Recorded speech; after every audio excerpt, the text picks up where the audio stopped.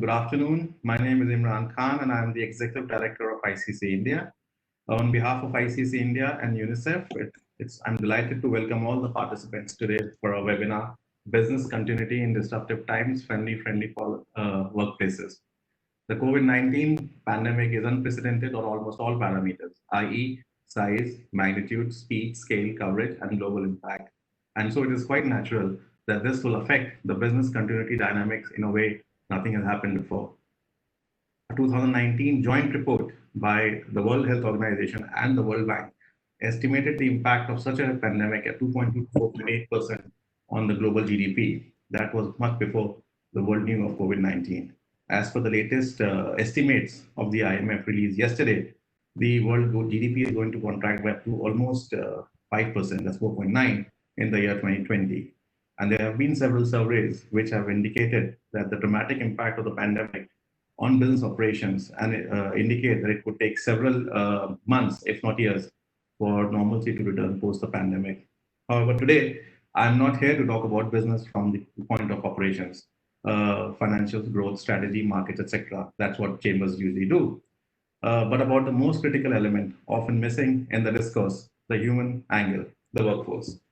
Let me start by sharing a personal anecdote. So I've got two boys. The elder one is 5-year-old, and he has his own unique version of singing Old MacDonald had a farm, the nursery rhyme. On his farm, his loved ones, and in his little mind, their most defining action is the sound that they make. And these days, Papa, that's me, on his farm goes only work, work, work. Uh, the pandemic has forced most countries globally to restrict non-essential travels, enforce lockdown, and shut down businesses. Most establishments have also moved to work from home, leading to a shift in narrative around the work-life balance. As the ICC UNICEF report points out, the COVID-19 pandemic has also upended the lives of families as health systems buckle, borders close, and schools and businesses shutter, contributing to strain on employees, customers, and the children. Thus, the traditional HR practices that have been a product of years of attempt to create an intersection, a harmony between social and cultural needs of the workers with organizational demands are insufficient for these times. They need to be recalibrated to include the realities of this dynamic and challenging situation. To be able to deal with issues on hand, it is extremely important to understand and acknowledge the working reality. Corona crisis has exposed our societal fault lines and their impact on businesses more than ever before. Foremost to my mind is the nature of the system. Reports of increased domestic violence, women academics submitting fewer papers with work from home, and reports of female workers being unduly burdened are plenty. Second is our attitude towards mental health. There has been a rise in fear, uncertainty, and anxiety among general population. The conversation around psychological well-being has been largely muted. However, now is the time for companies to invest in employees' well-being, especially the mental health. Third, and most importantly, children, who are the most vulnerable in this situation, not because of fear of illness, but more so because of how the lockdown has shaken up their reality, i.e., fear and uncertainty, and perceived parent neglect can have severe long-term consequences. Finally, there are workers with special needs who must be accommodated in this new and virtual reality. All these challenges to the working environment require reassessment of policies and family-friendly employee-sensitive approaches greater than ever before, because work is home and home is work. Today, we are going to talk about challenges and policies in these disturbed times and beyond that help maintain a safe, healthy, and conducive work environment. In summary, Papa on the old McDonald farm should not just go work, work, work, but should work, play, clean, cook, hug, and laugh. The need for balancing has never been more eminent and more connected to organization policies as it is today. To discuss this and more, I am delighted to be joined by some very distinguished and experienced professionals from the industry. We have with us today Dr. Yasmin Ali Haq. She is the UNICEF representative in India. Dr. Haq has also been the Deputy Director of UNICEF's Office of Emergency Operations, where she played a lead role in the programming and policies for an effective UNICEF response for children in humanitarian crisis. Dr. Haq, a medical doctor, I got to know about this when I was reading her profile, also served as the first UNICEF representative in South Sudan from 2010 to 2013. For the panel discussion, we have Mr. Jawahar Wadivelu, past president of ICC India and chairman of Cameo Corporate Services. Mr. Vadivelu also serves on boards of several private and public sector organizations. He also is the past president of Southern India Chamber of Commerce and Industry. Recently, one of his group companies received Great Place to Work certification. I'm sure he will share insights into what makes an organization a great place to work, especially in these times. We also have with us Ms. Anuradha Razdan, Executive Director HR at Hindustan Unilever Limited and Vice President HR at Unilever South Asia. I've been told that her purpose is to spark magic between people, passion, and opportunity for the benefit of the business, of society, and for us all. Also joining them on the panel is Mr. Samit Dev, Chief Human Resources Officer at Bharti HR. Samit likes to remain connected with people and believes that the energy derived through interactions with people helps him become a more effective leader. With these initial thoughts, I would now like to invite Dr. Her to deliver her remarks. Thank you. Thank you so much, Imran. And it's a real pleasure for UNICEF to partner with ICC to amplify the importance of family-friendly workplaces. And you put it so well that the workplace even is redefined nowadays. And this is because we have great confidence that companies have a tremendous amount of power in protecting their employees and their families, especially in this context of COVID-19. It is important for us collectively together support family-friendly practices and other practices that make work good for people. So further to physical safety, we are also aware that the pandemic has severely impacted jobs and labor markets, as you talked about, Imran. And in order for us to avoid the negative consequences, especially for the most vulnerable and marginalized people, it's important for all actors, including businesses, to support working families as they struggle really to maintain their livelihoods and income. Children do remain most vulnerable and are seriously impacted, even though they're not the face of illness of the pandemic. They are the face of the lasting consequences that families and societies are going to face as a whole. When we look at the risk, the potential of devastating lifelong impact in terms of their early childhood development lagging behind, the quality and interactive education lagging behind, increase in forms of exploitation by others, for example, when we look at coping mechanisms for families that face extreme vulnerability, it's children taking part in the household economy, which means either going to work or reducing the burden by giving your daughter off in marriage earlier on. So the consequences on children are going to be long lasting. Also, the stress in the family, and if the family is stressed and they are not able to communicate well with their children, and I'm sure Pia will be talking more about this, but just the stress that children face in their families and how they react, how they respond, how they reflect it, and how it can damage them for life is very important for us to remember as we interact with our partners and our employee base. So if we look at it currently, we estimate that about close to 290 million children and adolescents have been affected in India by the school closures. Childline, the number 1098, which I hope many of you are aware of, responded to a total of 460,000 calls in 21 days, of which 20% were requiring some form of help or assistance related to abuse, trafficking, marriage, and child labor. And then when we look at the Lancet publication that talked of the study done by Johns Hopkins, where it's estimated an additional 6,000 children will die every day for the next 6 months because the health systems are not able to cope up. And that, as India bears about a quarter of the burden of that mortality, it is going to affect India too. That's where it's so important that as we keep the response going in risk communication, in preventing the containment or preventing the spread of COVID-19, in promoting the safe practices, in getting the health system ready, in supporting our health workers, in really saving lives, that we also look at how we adopt our lifestyle, how we make a difference in our own communities and address the issues that are going to affect children. UNICEF has been working very closely with ILO and UN Women, and we know the importance of workplace policies in building back better, more productive and more sustainable businesses. Businesses can support parents and caregivers they employ by providing them with the time, information, services, and resources they need to cope with the crisis and care for their children and families. So to give you an example, in UNICEF, we've all been at it. UNICEF has not stopped working. It's meant the work hours don't have any boundaries. And we've found many of our colleagues, whether they're men or women, juggling, keeping that juggling act of managing the home, managing children. Some have elderly parents living with them, plus their work is becoming very difficult. So we've tried to limit the hours of formal meetings. So we try not to schedule any meetings other than between 10 to 4, so that people can plan the rest of their life around it.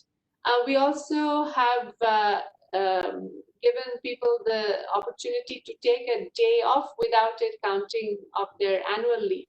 And this is in recognition that people need a recovery day once a month. So there are policies that even UN and international organizations are taking, and I'm sure businesses have it within their reach to be able to do such. So similarly, I would say a few tangible ways that businesses could think of. One is looking at flexible working arrangements. One important thing is when businesses think of supporting parents in childcare, whether it's childcare grants or making sure that they get parental leave, or whether a creche is available for places when the parents have to come to work. The second is really working with employees who are parents to understand what constraints they face. And I know many companies have recognized that, especially those who have factories, that you recognize the challenge they have with children's education, and you've supported schools especially for that. And that's really the step in the right direction. Looking at listening to your employees to hear what is it that would make them even more effective in their work. The third area, I think, is really to equip those either entering or re-entering the workforce with the type of skills that are needed. Doing business is going to be very different in a COVID world. We've moved a lot more to digital, to remote working, to doing things differently. How is that going to affect the workforce? What sort of skills, capacities do they need to be able to manage it better? And the final point I would say is recognizing that mental health is a real need. The need for supporting mental health, for psychosocial care, to have hotlines or to have someone they can call up and talk to, that is going to be crucial. And it's something that we have expanded in the UN in India, where we have counselors who any staff member can reach out and talk to. So I'd like to end by saying it's a critical discussion that we have to have among business leaders. And it's important to share our insights with you, to listen from you and learn from you also, because I've seen businesses with practices that are really something that we can learn from too, so that we can collaborate together and build back better family practices in an era that has been shaken by COVID. So I really look forward to the discussion, and thank you very much for this collaboration. Thank you very much, Yasmin. That was really insightful. And I noticed that there is definitely already an overlap in some of the points that you articulated and I very briefly mentioned. So I'm happy that at least the businesses, that's what we represent, we are thinking in the same direction as you are, the experts are. So now I would like to open the discussion for our panelists, and to take proceedings forward, I'm happy to introduce our expert moderator, Dr. Priya Brito. Priya is Global Chief and Senior Advisor, Early Childhood Development at UNICEF, and is internationally renowned for her expertise in early childhood policy and programs. Over to you, Priya. Thank you. Thank you so much, and greetings to all. I'm really delighted to be part of this conversation today. Businesses have always been a key partner in the agenda to improve people's lives. UNICEF has experienced partnerships with businesses where they have meaningfully contributed their core assets, promoted messages, and leveraged resources to invest in programs for children and families. Before we start into our panel discussion, I do want to say that this support has really been amplified in the current context of COVID-19. And as we deal with these unprecedented times, as Imran has said, businesses have found new and innovative ways for working and redesigning the workplace in order to ensure families and children remain safe and healthy. And today we're going to talk about that. As we've been talking about, a key aspect in all of this is thinking about the workforce. And I think the scale and magnitude we're going to keep in mind today is thinking about this.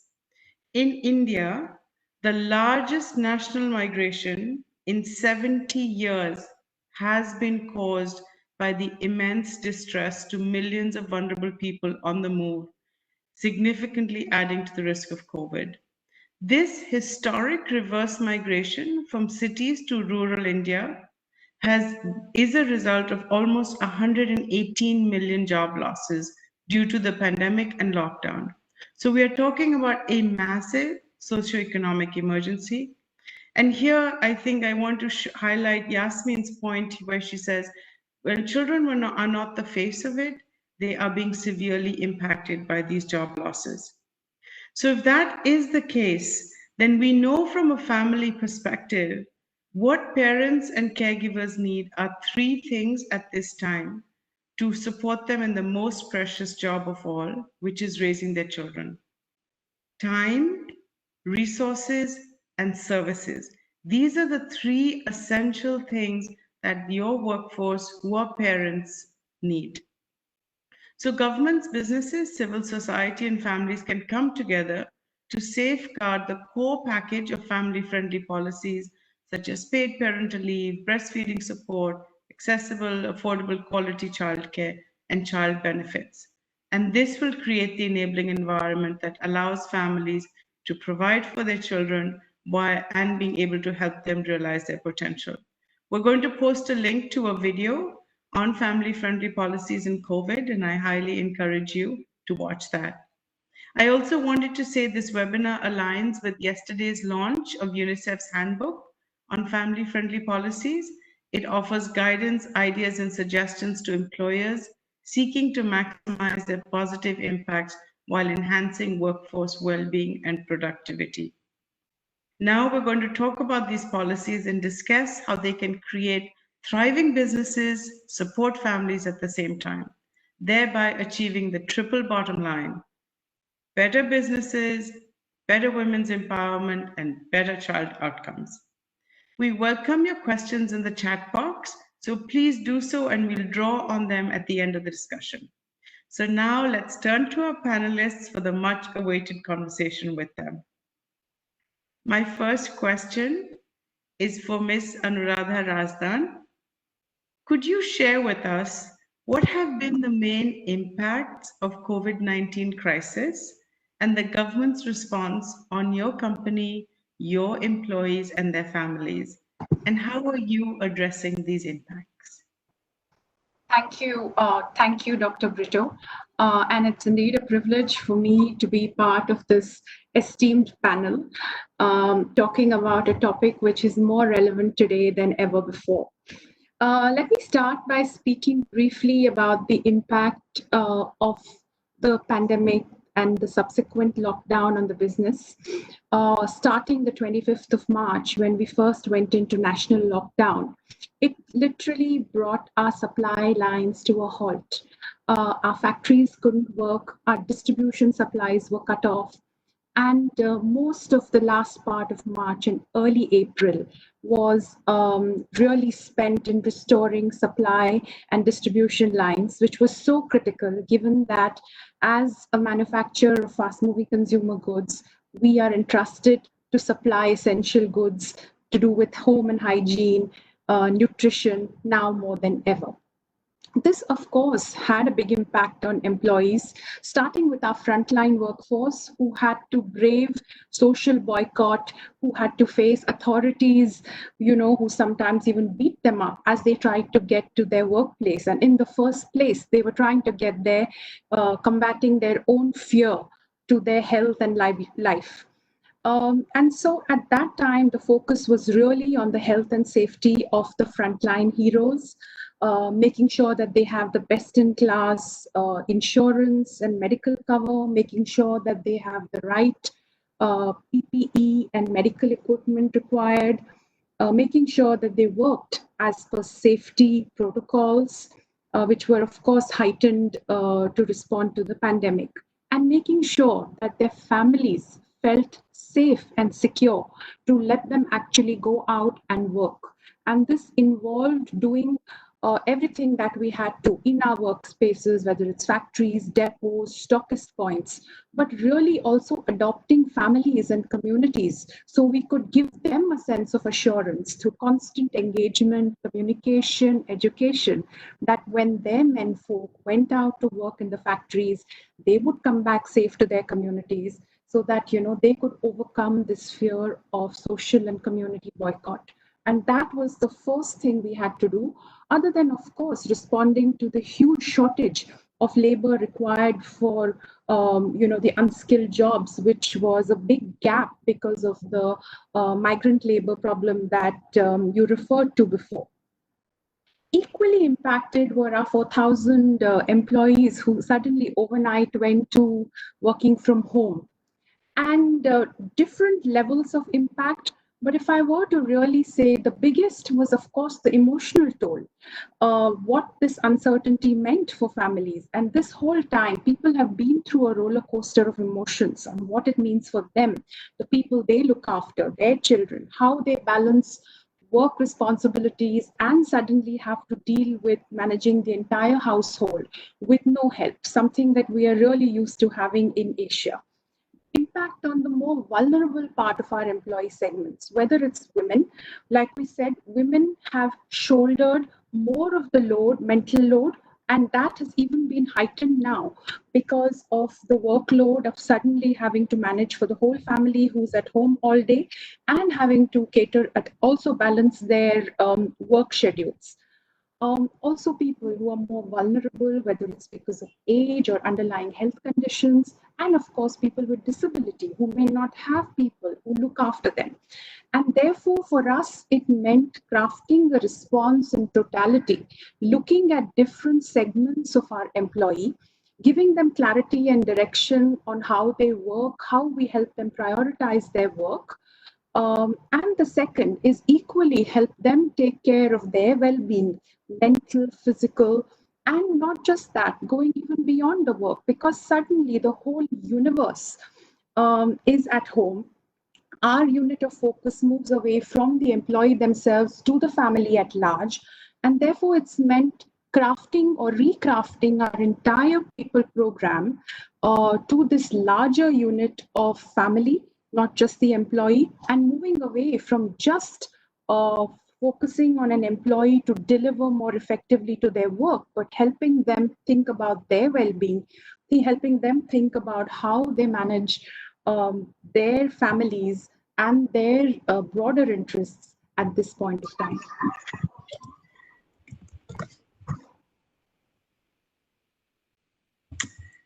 Thank you so much. And my next question is to Mr. Samit Deb. Some countries are moving towards a slow easing of lockdowns.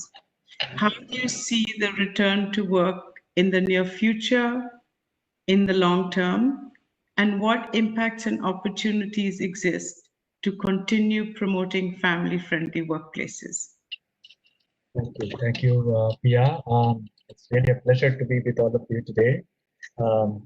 And before I even start, I wanted to just let you know, because of the kind of industry I come from, we feel really privileged that in these difficult times, the telecom industry and Airtel, which is really part of this industry, is able to keep the country connected, is able to keep the economy going, and most importantly, keep families connected.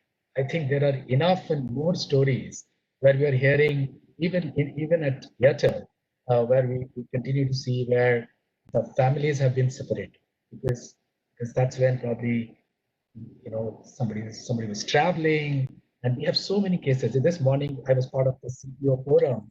Many of our circle CEOs are separated from their families, and are and I think the same would be the case across. So we feel privileged that we've been part of this industry which has kept the country going. On your question of what really happened, and I was listening to Anu, and I remember when this lockdown started, we were all grappling as to what we'll do, and we were all having the same challenges. And Anu and I had connected and had shared what each other's company was really looking to do. The most important thing is to keep the safety and security of people at the center. I think most companies have done it. We at Airtel continue to focus on that. When the business went down, the initial part, when we closed down on 17th of March, for the first 2 to 3 weeks, we just focused on keeping the safety at the primary thing, and we did not really bother what was happening at the marketplace. The markets were also closed. So while that was the focus, but we also needed to, and it was a commitment that we had to give to the nation, that the nation needed to be connected. So I think that was the dilemma. So we continue to focus on getting the right, and again, Anuradha said, giving people confidence. These leaders who I just mentioned, some of them are even away from their families, were the first to take all precautions, were at the forefront of going to the market, giving people confidence.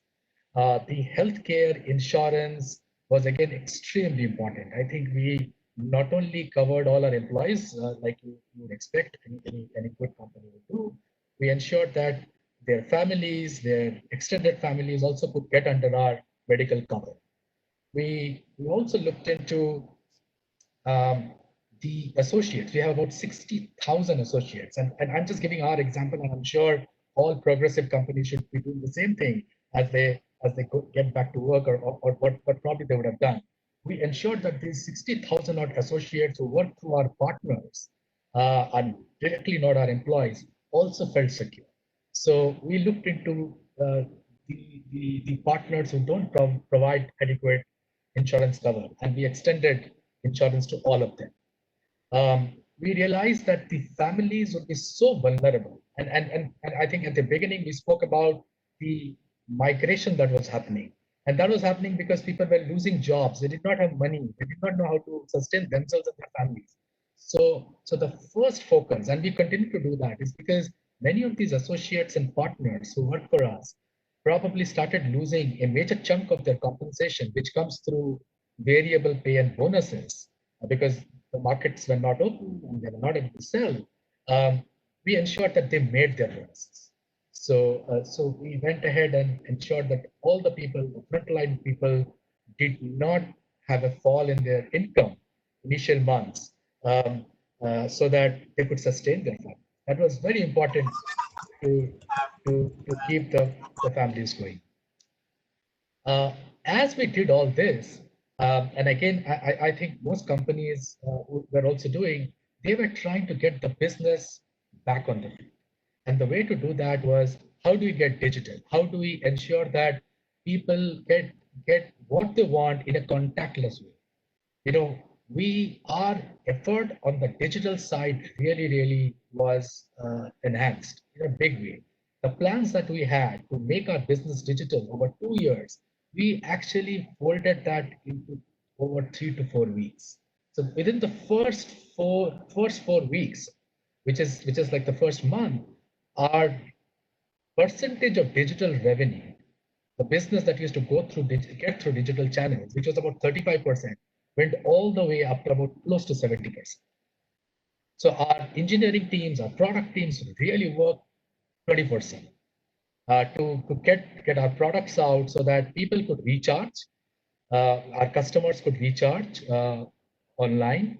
We brought in many partners who could help people recharge their connections. For example, banks. So we created through ATMs, one could go and charge when the shops are closed. How the ATMs could help people charge, their connections, recharge their connections to all the ATMs of banks. I think that was again another focus. We tied up on the digital through the digital way the Ola, Uber drivers. So we were again. I heard Anuradha say that it was just not on employees. It was about extended employees of partners, and also some of the ecosystem, the communities where people were losing revenue. For example, Ola, Uber drivers who were probably digitally savvy, but they did not have any customer. So we got them into the fold, and they were able to recharge connectivities for people who did not know how to do it digitally. And we were able to give them part of the share so that they continue to earn a little bit more. So we extended the ecosystem. It helped our business. Over 2 months, we were able to get back to pre-COVID days in terms of the revenue. We gave people confidence in terms of their own earning potential. We never force people to get back to work. Our IT team worked really hard to ensure that all our people could work from home with all the security measures. And a company like ours, which did not so much have work from home as a mindset, I think today is extremely confident of working from home, extremely confident that children come in and sometimes join when these Zoom meetings are happening and nobody has any concern, and people take breaks in between to take care of their children who are studying. And I know in my team there are a lot of people, because you have the family you need to support. Again, all of us told before me. We have young kids. I have 3 children who are all doing online classes, sitting at home, and they need our attention. I think the mindset of the leadership is changing to embrace the new realities, the new normal. I think these are things that Airtel did, and I know most progressive companies are doing. We are not pushing people back into work, but giving people all the cover, all that is required to make them feel comfortable. We introduced disproportionately on measures like employee assistance programs, where people have 24/7 support through counseling, not only for themselves, but also families. Families also of our employees could reach out to these support systems and take help if they feel stressed, etc. So in a nutshell, I think companies are coming together, creating networks, and going beyond their companies, but working around the ecosystem, because we will survive or sink together. I think that's the mindset with which I think companies like us are working.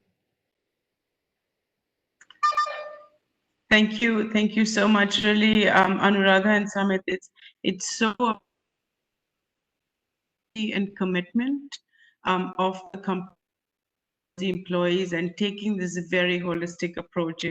Really terrific to hear from both of you. Which takes me to the next question for Mr. Jawahar Vadivelu. How is your company conducting its back to office plan? And does this plan include specific provisions for parents and other caregivers? Very much, Priya. Before I can answer your question, I must say that I entirely, vouch for what Samit had to say. One of my businesses is a large service provider to Airtel in southern India. And I must say, Airtel is an truly outstanding company. They were so deeply interested in ensuring that our employees who are working for them, their welfare was taken care of, and they made sure that, that they were gainfully employed and they were well taken care of. And such is the interest that Airtel has, not only in its own employees, but also those of their service providers. So I entirely vouch for what Samit had to say. Airtel is an outstanding company. Thank you. Regarding your question about how we are managing back to work,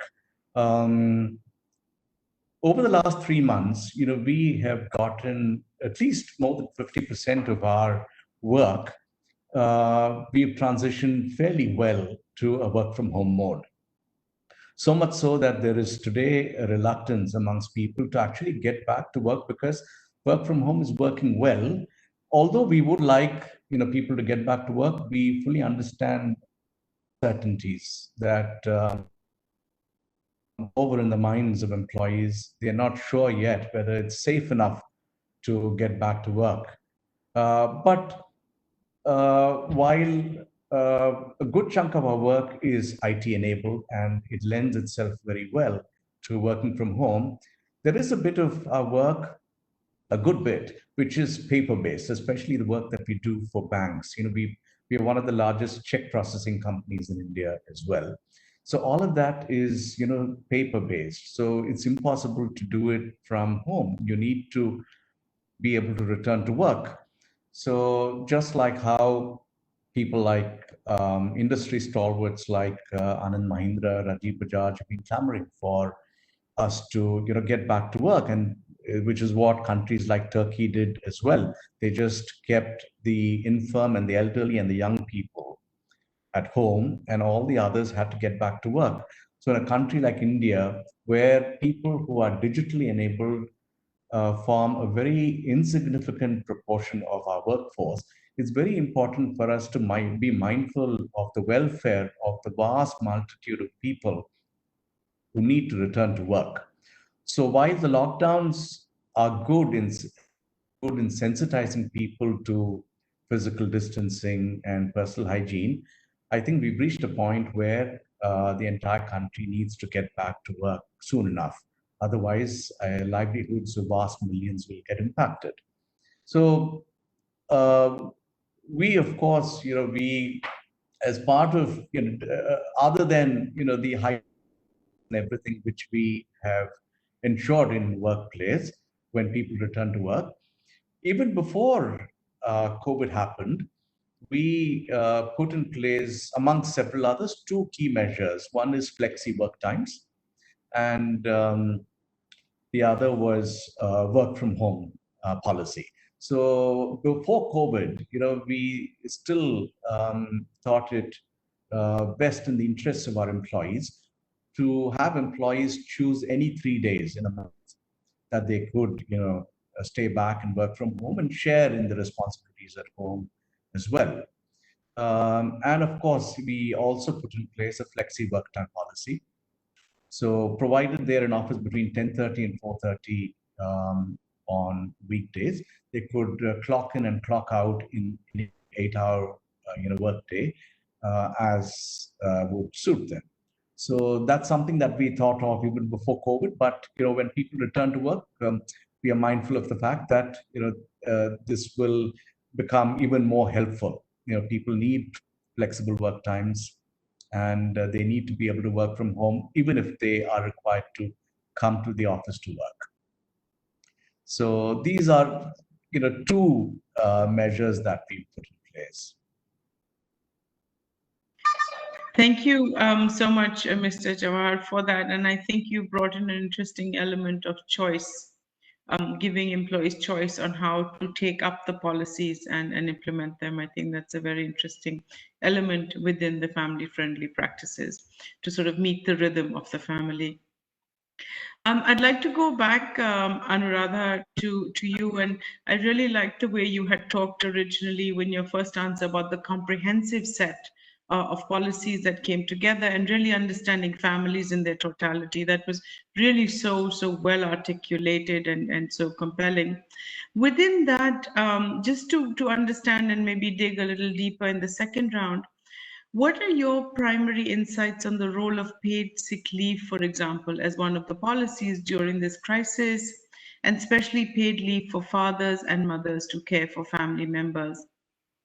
And there has been some conversation on health insurance. So is health insurance covering COVID-19 adequately, including cases that require medical isolation? Could you share with us some insights and experience? Yes. So I'll take your second question first. Yes, medical insurance. So we've ensured that medical insurance is guaranteed for all our employees and also about 50,000 employees in our outer core. And this includes, our feet on street, the distributor, salespersons, as also people who are doing the front end loading and unloading jobs. The cover is also extended to members of their family. So that's answering your second question. Coming to the question on leave, we've had a very open and liberal policy to leave, medical and sickness leave particularly.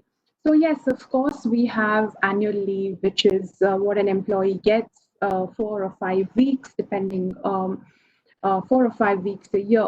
But then, other than that, we don't have the concept of a casual leave or a medical leave because we really operate on the principle of trust and empowerment. We believe that our people give more to their jobs, and therefore we leave them to make their own choices. So, if you ask me how much medical leave I have, it could be 0 if I don't need it, it's unlimited if I need it. And that is something we do for every one of our employees, irrespective of where they are in the organizational hierarchy. So they don't need to log it in. No one's going to track and check. And in that spirit, if someone at this time needs to take time off to take care of family members who are sick or vulnerable, then of course, now more than ever is the time for us to show empathy and just tell our people what we expect them to do and deliver in a broad sense, and then let them, people are adults, people are professionals, they will trust them and they will deliver more than. So that's our approach to leave. On parental leave, yes, of course, we have 6 months maternity. We also have a 2-week paternity policy for fathers, but more importantly, I think is the support that we surround young couples in their post-maternity, because we've seen that post-maternity is the time when the cliff really takes effect and attrition of women. So other than, of course, all the flexibility to ramp our female employees back, we also surround, and now we find not just women, but also our male employees wanting to avail of this. We have something called a MAPS, which is maternity and paternity policy, which is basically to give the couple psychological support through counseling, through help on what kind of infrastructure they want to build for themselves, what are some of the biggest fears as they go through this period. And so we have this counseling support for couples through their stage of maternity and coming back. And in many ways, I think that we've learned a lot from COVID. One of the most positive things we've learned is that we really see the evolution of the balanced household coming out, because now more than ever, you see husbands pitching in. People are really, looking at it as a shared load. I feel that this is a very, very positive move, because very often women don't want to come back to work because they are emotionally too nervous to let their children be at home. Now suddenly this whole pandemic and working from home has shown us that they don't need to come back. They can work from home. Bosses are going to be a lot more open. And so I think it's a whole new ball game. And so we don't now need to, and of course we have the crashes, not just in our corporate offices, but 15 of our factories. But I think it's really the mental evolution, which is the biggest and the most positive move, which I hope will be sustainable after this.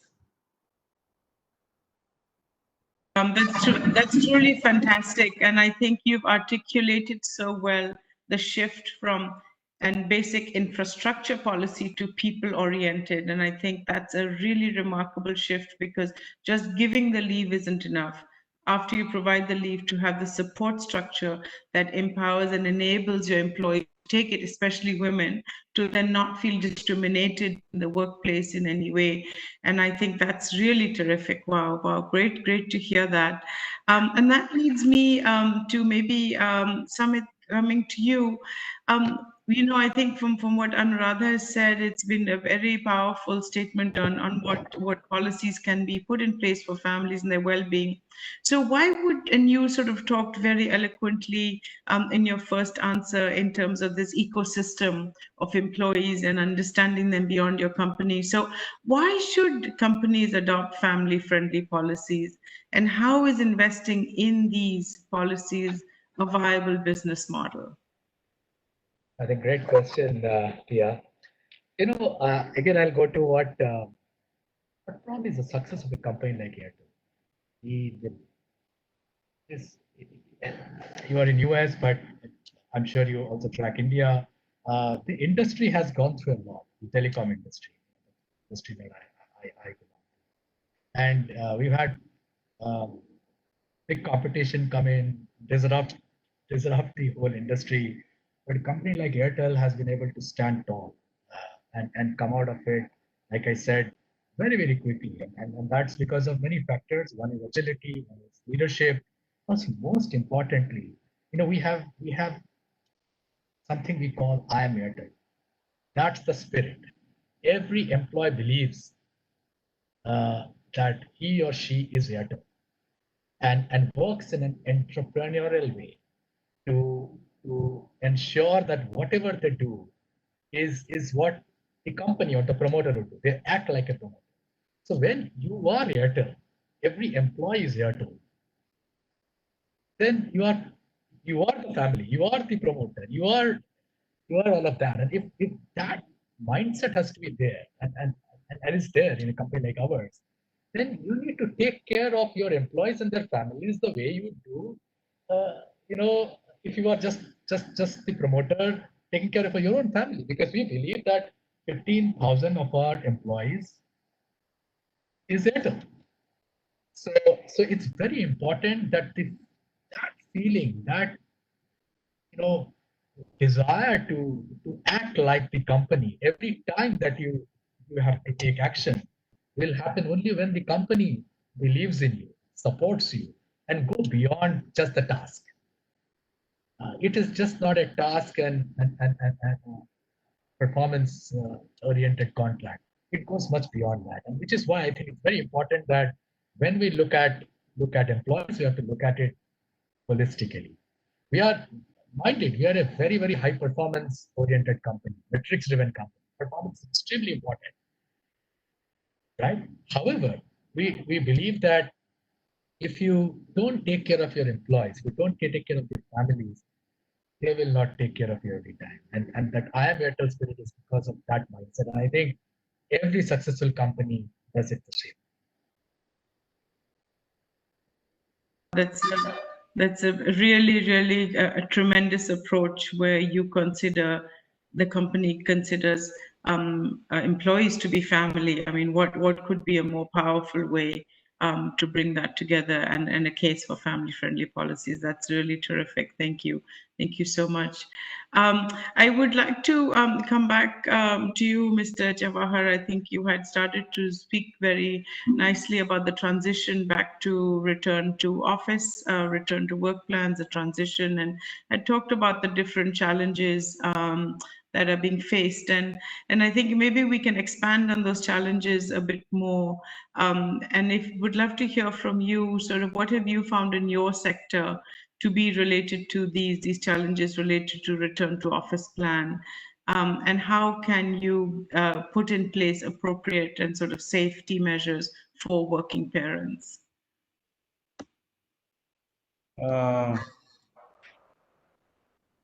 We need to have people, like I said, we need to have people back at work, because to be able to serve some of our customers whose work is not digitally enabled, people have to get back to work.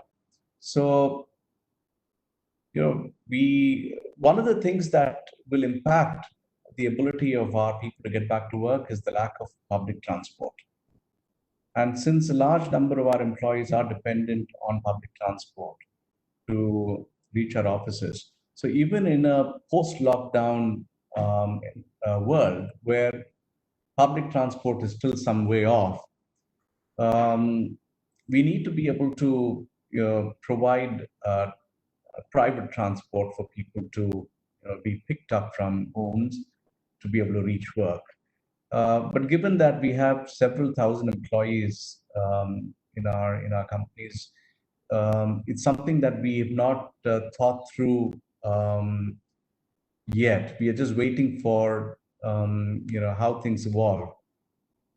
So access to transport is something that we will need to provide to our employees, and to do so in a manner which is where they could feel safe enough to travel together in large groups. So that's one element. And of course, like the others have mentioned, we, even before COVID happened, we had instituted a health insurance plan for all employees. Either our employees were covered under ESI, or for such of those employees who didn't, the company had a health insurance plan. And post-COVID, of course, we've made it the insurance policy all-inclusive to cover COVID as well. But coming to the point that Anuradha was mentioning, while we have all settled into a work from home routine, I'm just wondering whether this is sustainable over the long term. Because we have, all of us, regardless of the level that we are in, we have a work life and we have a home life.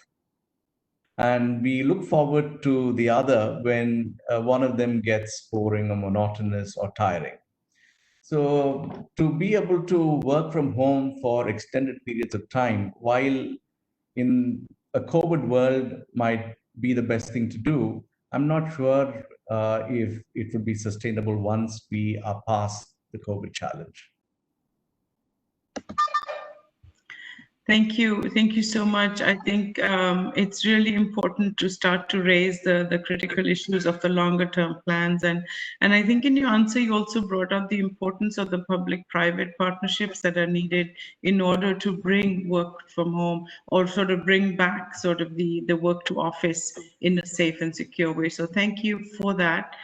Anuradha, may I turn to you for one final question, please? Sure. Just could you provide us with any sort of 3 tips for companies on how to tackle the health crisis context while maintaining support for families? I always say that a consumer trend, as a consumer company, we track what our consumers are doing all the time. And equally, we've learned from that to track employee trends. And I say a consumer trend today is an employee trend tomorrow. But one of the things that we're seeing, or you might have heard, is something called COVID cocooning, that families are all together. And so, like I said at the beginning, the unit of focus has moved away from the employee to the family. So everything that you do, if you try to bring the family in, so for example, other than, of course, health cover and things like that we've talked about, what's on people's minds? Health, well-being, nutrition. So when we talk to our employees about health, well-being, nutrition, we say, please bring your families in. We invite the families to listen in. The second thing we realize is that there are not that many avenues for families to go out and have fun and entertainment. So what we've done is started sending out a weekend newsletter on Friday, which says, here comes the weekend. And, we get employees, but we get their families to contribute to that, whether it's sharing a recipe or, playing an instrument, we bring the families in. The third thing is, for example, in our business in Pakistan, we wanted to recognize our frontline heroes. So we said, here's an opportunity, not just to invite the employees, but let's call in their family members and their parents. We all know in our culture how proud our parents are. In fact, my parents have dialed in to watch me on this webinar today, something that they wouldn't have been able to do otherwise. So we actually invited the families to come and, be part of the recognition. So I think that's the first thing, is really bring the families in. The second thing, like I said, that we are learning a lot about shared, balanced households. Let's make the most of these insights and hardwire them into our policies as we plan for easement or bringing people back, so that we can give them the flexibility, we can give them the choice. We know that women will have it harder. Schools are not going to go back for the most part of this year. So let's give them that flexibility, and that's the biggest service we can do for employees and their families. Thanks, Anuradha, so much. I think really that shift of moving from employees to families is really key at this time. And I think you started to bring up an important issue about understanding the role of women as employees. And maybe we turn to, I think we have been given a little bit of a time extension. So maybe we can just turn to one or two questions from the chat box. Is that okay? Yeah, okay with me. Utpal, you will be taking the questions. And So I have forwarded the questions to the moderator. okay, oh, thank you. Thank you. If only all the panelists have agreed to just a 10-minute extension, it will be great. But I know Samit has another engagement today, and so is Mr. Jawahar Vadivelu. But 10 minutes, I guess, I can really request you to just continue for another 10 minutes, if that is okay. Sure. Thank you. Thanks. Yeah. Wonderful. Very, very, very kind of you. I just want to pick up on the last point that Anuradha made. It also came up in the chat box that basically women workers have faced the biggest burden as a result of the pandemic. And I think Imran brought this up as well. The question is, what can organizations do in these times specifically to support women workers? This is a question that's come from one of our participants. Who would like to answer this from our panel?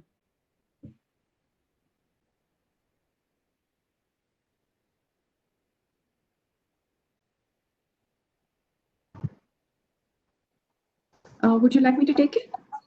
Sure. Yes. Yeah. So I think first of all, it's a sort of a paradox, because on one hand, all around the world, we are recognizing the frontline women heroes who have really, in our medical, nursing professions, been responsible for providing the care to millions. Equally, on the other hand, it's more women who have lost jobs and been affected.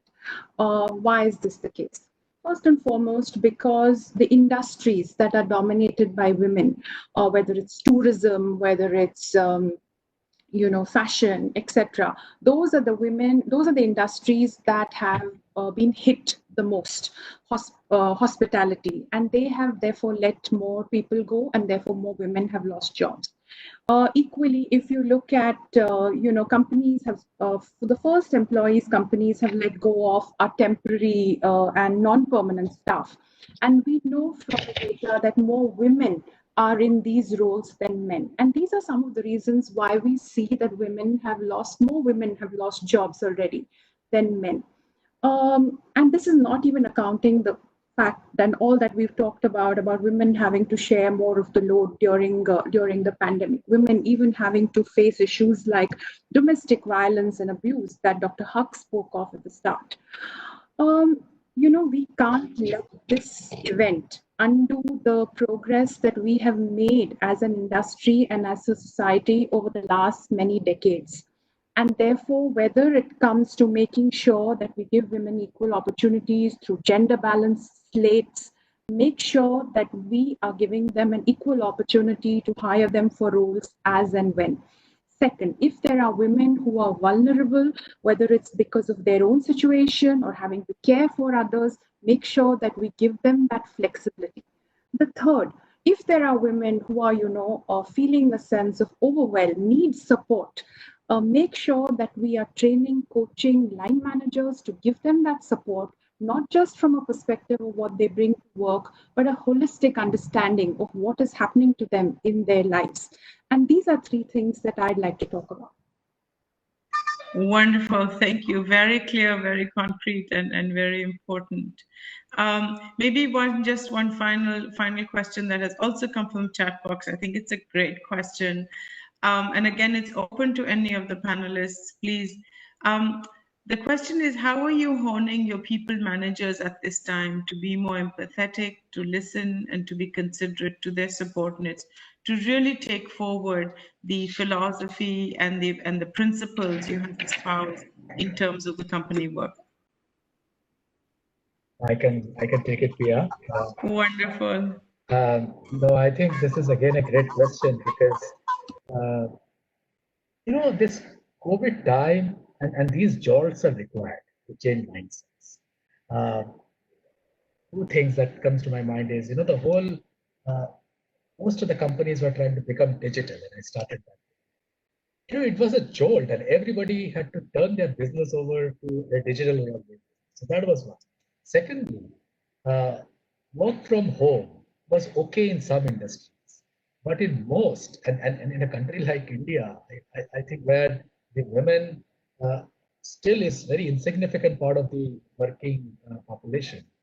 It was not a thing that was expected. That was not a thing which was really encouraged. Although many companies will have it as a document, but it will not be encouraged. And all that typically is the company may have that desire, but it's the leaders, it's the people managers who probably will not be okay with it. Now, this jolt has not only put all the people managers at home, but obviously their employees, and people have started seeing the benefit of it. I think that mindset, just this event itself, has it's helped. Secondly, the way we are doing it, there are many programs, etc., etc. But the way we at Airtel have started doing is we have we are doing a lot of communication where the CEO and the leadership team addresses every other week all our people, all our employees in an open Zoom based town hall, just like this. All questions are allowed. Anonymous questions are allowed. And employees come back and say the kind of challenges they're facing, maybe from a difficult manager, in this environment. And when we leaders very clearly talk about do's and don'ts, we do lots of other communication, but in forums like that, we ensure that our leaders, the CEO, talk very openly as to what is expected, how is it all changing, how are they driving the change at the leadership level, and the leaders at next level. I think when people managers hear that, and we say that keep the communication going. If some people manager is not being empathetic, is not being considering this current situation, please write to us, because we have a very open communication based policy. Because these guys know that if they don't do it, either we'll get to know, or it'll again come up as a question in the next town hall that we will do. So I'm just saying, when the leaders walk the talk, when they communicate appropriately to the managers, and we do that, and there are specific sessions we have started doing with managers, I think the change will become much more grounded into reality. Thank you. Yes, Mr. Jawar, please come in. Yes.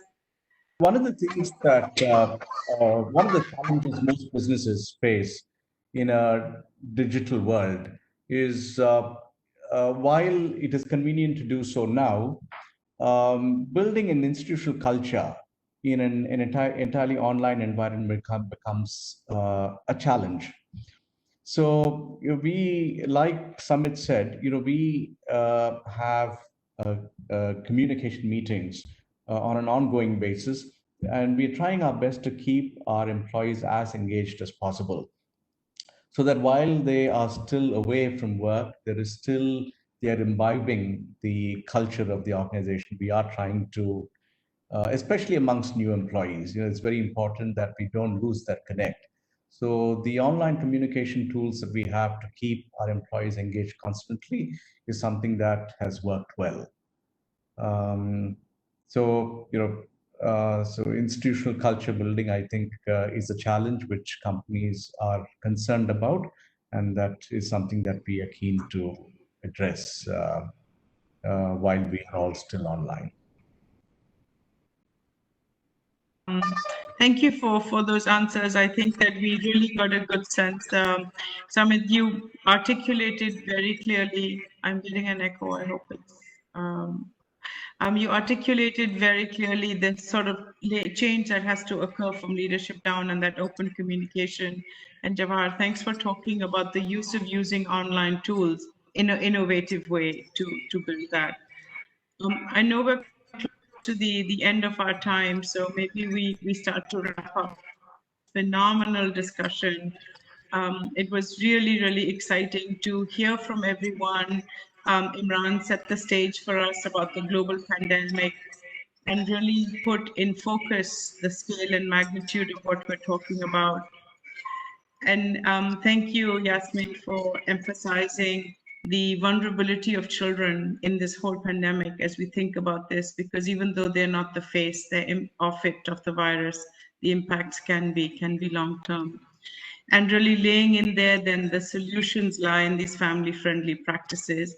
And I think the panelists' answers from the practices that are being done and the conceptualization of employees as heroes was terrific. And then understanding that we don't look at them individually, but within the ecosystem of families.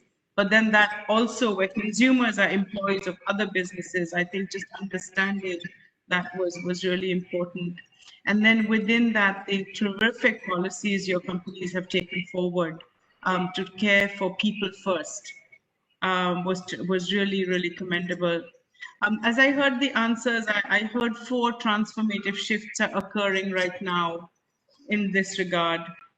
The first shift I heard was the policies are moving from sort of maternal to parental, where we are not sort of levying almost a mommy tax or a mother tax, but understanding that it's the entire family, that shift that takes place. And this is important for father engagement. Many talked about that, including the McDonald's song that Imran started with. And it also helps us break maybe cycles of violence and sort of improve the family well-being. The second shift I heard occurring was from infrastructure to people. That all your policies are not just about infrastructure, but they are really about people-centered, about investing in families first, and investing in them in a manner that they can support for those who they care about by making them part of your family. The third was a very interesting shift from individual to co-responsibility. You clearly articulated that taking care of employees and their families is not individual. It's a co-responsibility between the employer, between the business and the family, ensuring that children have childcare, they continue to learn, they have health benefits. This was really terrific. And the final shift I heard was that you are moving from a model of stress to a model of enhancing well-being, taking care of psychosocial support, mental health issues, the sort of structures you've put in place, the policies you've put in place, really move families from being in a very stress mode to a well-being mode. And I think these are 4 transformative shifts we heard about today. And if we could take those forward, we would be doing a lot to promote better businesses, better women's empowerment, and better outcomes for all children. So this was a fantastic discussion, really well articulated, and over to you, Gitanjali. Yeah, so Gitanjali, are you there? Imran. Yeah, you want to, sorry, conclude? Go ahead. Yeah. Yes, absolutely. So thank you so much. I just going to take, I know we've run over time. So on behalf of UNICEF, I would like to thank ICC for this really meaningful partnership, all the panelists, Anuradha, Samit, Mr. Vadivelu, and Yasmin. Thank you very much, Pia, who joined us at this very odd hour in New York, from New York. Thank you, Pia. Thanks very much for the participants just to listen into this important discussion, because when we reach out to employees, their families, customers, partners, suppliers, I think the entire business ecosystem, an empower them, through conducive policies, we build obviously productivity and motivation, and this benefits the business in the long term. That's really been the crux of today. We are going to actively use this recorded webinar and share it with many businesses and stakeholders across, so that people can benefit from the views that have been shared today. I'd also very quickly like to mention that there is a recover note which is being jointly developed by the International Chamber of Commerce and UNICEF for governments and businesses on the actions that they can take to support the post-pandemic recovery. And that is going to be launched sometime soon. We'll keep you updated, and so will Imran. Thank you very much, everyone, for this really meaningful afternoon. Thank you. Thank you very much. Thank you.